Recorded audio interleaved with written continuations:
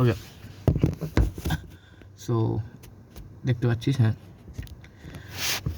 So main ব্যাপার হচ্ছে যে আমি এই মুহূর্তে এখন, ঠিক আছে, কোনো ওয়ার্ম আপ করিনি।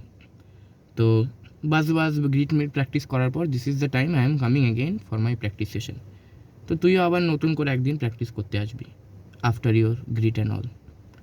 How will you start?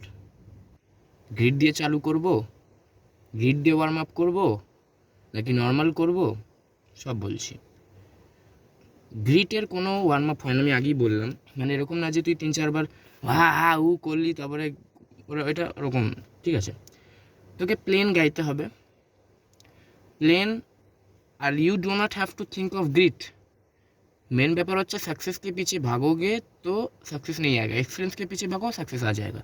So তোকে বাসের পিছনে নর্মালি একটু প্র্যাকটিস করতে হবে, আর সাডেনলি গ্রিড দিতে হবে, যেরকম কেন ট্যাম্পলিন বললো। তো আমরা স্টার্ট করি।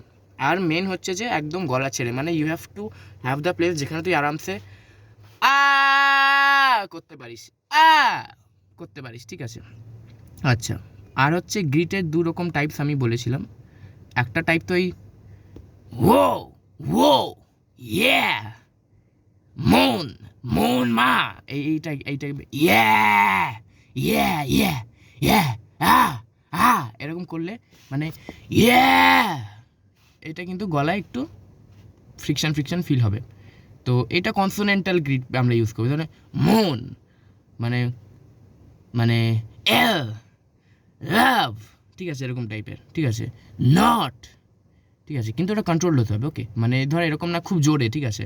মানে ওয়েন, বা ধরে নে মন, মানে স্টার্টের দিকটায়, ঠিক আছে?